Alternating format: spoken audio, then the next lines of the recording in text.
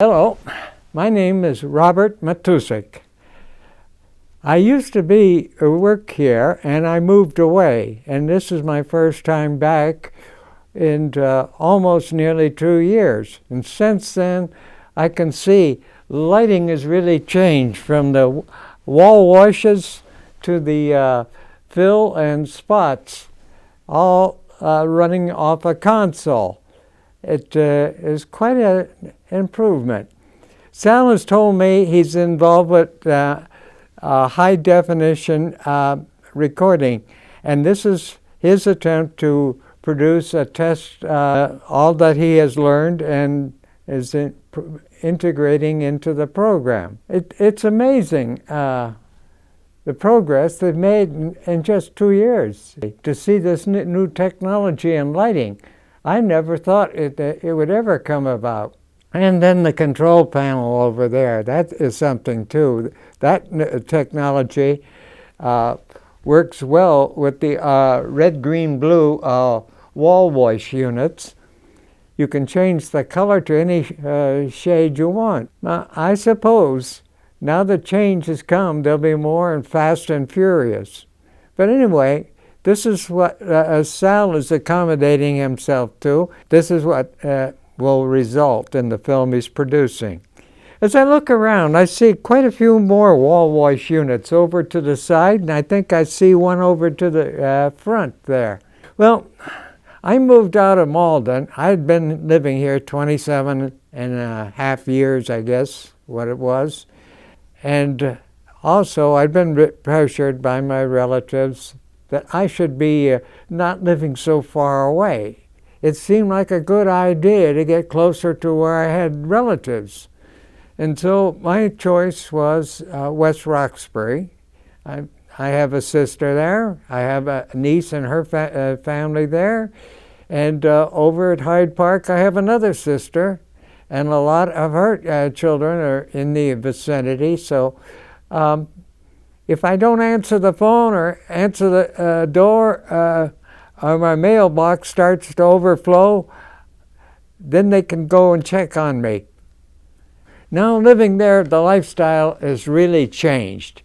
Here, once I had everything at my fingertips, real transportation at my door, shopping, very convenient, a supermarket I could walk to, a couple of doctors in my own neighborhood. It was quite convenient. It is all too easy to get tripped up and take a spill on stairs. So avoiding stairs is a good policy. There's a bus not too far, but it is a Cinderella type bus. That means it quits about 9:15 in the evening. So it means not too many nights out for me. I still depend on the MBTA for my basic transportation. Other than that, I'm still with my main interest, which is largely genealogy, and also I'm working on a paperless existence. Paperless, that means that every scrap of paper is scanned and put into the computer. That's nice, and I can do it. The problem I haven't quite worked out is how do I retrieve these items? There are several ways of doing it. One is just pulling up every file and taking a look at it, and then going to the next file until you find what you've been searching for.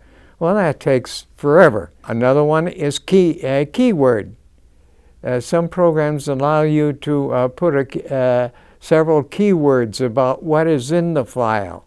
And then you could, when you have to search for files, you use the keywords to bring up only those files that pertain to have keywords. And another one I haven't really gotten to is tagging. But there are such, that's another software program, a separate program, in which you tag each file. Would be using pre-existing words in a tagging scheme, or so I think. All in all, it's still a project in progress. When I look forward to the day when all these little piles of papers around won't exist anymore. There is a great big change I see in memory, and it will go to less and less big hard drives because memory can be put in the cloud. Now the cloud, as I understand it, a system run by organizations that set up a vast array of the electric and electronic equipment that will recycle your memory over and over and over again. It is, try to think of a juggler with a bunch of oranges, apples, what have you, and he's got them all in motion using both hands. Well, this is somewhat like the cloud has for each individual's application. His files are like the machinery is passing his files like a juggler in a big circle, constantly renewing it. This is now being commercially offered to subscribers for about almost 10 years, perhaps a little longer. Industries have taken advantage of this, and instead of trying to do their own computer division in their own companies, they use the cloud. So all their files are up in a cloud, and what they have on the premises are many terminals that actually can access the cloud, and in the cloud also are the programs, the software to manipulate the files. So in this situation, everything is done in this cloud. A file is taken, put into this particular software, processed, sent to another sub-program, processed, and then stored in the cloud, or printed out and then stored in the cloud. So what has happened here is basically computing and computers have migrated into big corporations who are now offering cloud services to businesses, and having got their mainstay of business with large corporations, extending this type of service to commercial applications by small businesses and individuals. In the far future, I see that a person would have a monitor and a keyboard at home and a connection to the cloud. And there will be no more of computers. And a couple of spin-off advantages come to mind. First off, you'll be renting programs for only the seconds that you use them. In addition to this, you won't be buying software, and you won't be buying all the other things that go with it. Transgressors or invaders is undertaken by the cloud. They have the software and the skills to manage hackers and hacking and viruses, worms, and that sort of thing that has plagued almost every person that has used or owned a computer, or still, but they probably still own it. But not for long. Sooner or later, it is inevitable, for ordinary purposes, you will adopt the cloud. Inevitably, there'll be hobbyists that'll keep a computer for playing around and doing oddball things, but not in the ordinary sense of word processing or writing or keeping track of finances, expenses, or even ancestors. There would be a large use to use the cloud for genealogy. One thing I don't intend to get into, but is out there for many people, is the ability for the cloud to also service their larger cell phones that use the information processing.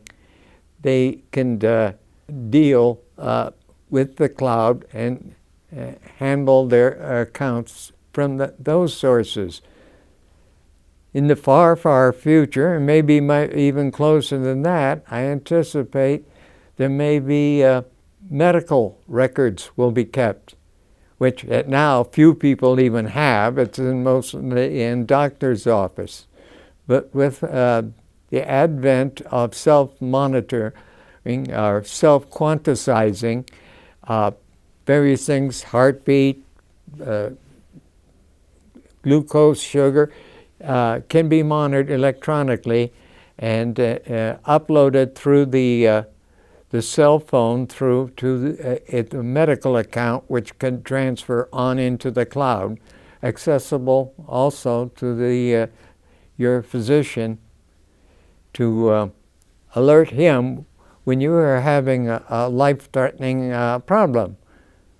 So more is to come with all of these goodies. I don't expect to see them. An old friend once told me, to my constant chagrin, "You don't know what life has in store for you." Well, so true it is, but I never like to be reminded of that fact. Genealogy is my other real problem. I have a problem grandfather who seems to have arrived in this country without leaving a paper trail anywhere, insofar as I've been able to discover it. I have no records earlier than his marriage to a local girl from Lowell, Massachusetts. And then I have a trail. I can watch his trail or follow it all the way into the ground, which is also in the Polish cemetery in Lowell. Still, I need to know what his beginnings are, because I have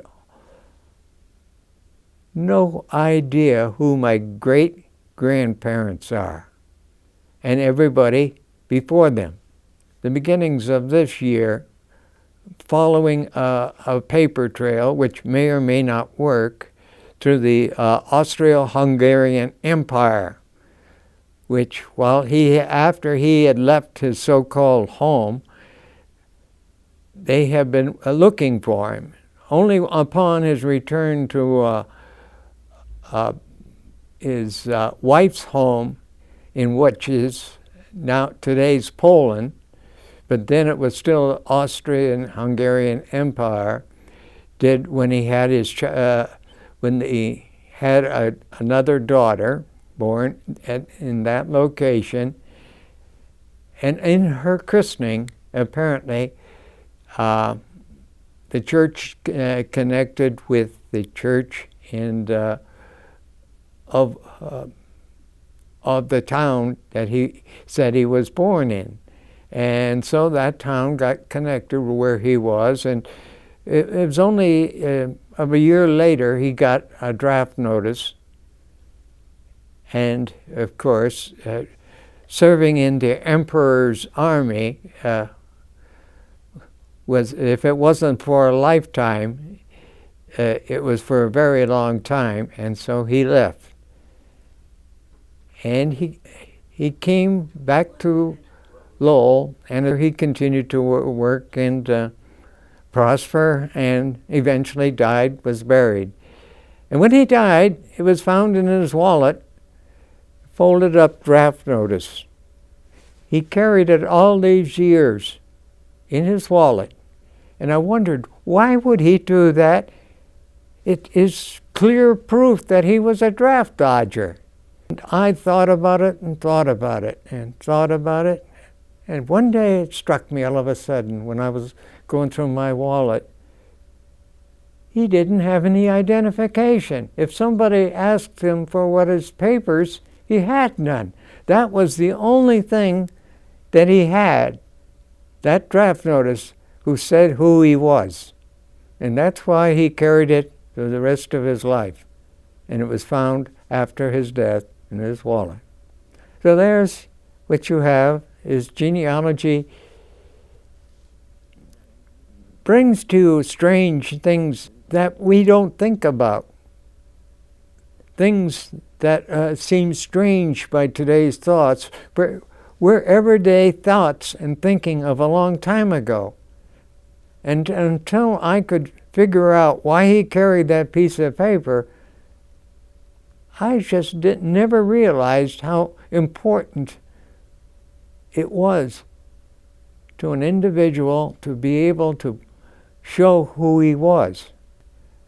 I went to the Hungarian embassy, and they checked with their military attaché, and they checked with back in the today's world in their military department, and they gave me the updated spelling and pronunciation of the words, which was the name of a village, and today that village is in Czechoslovakia.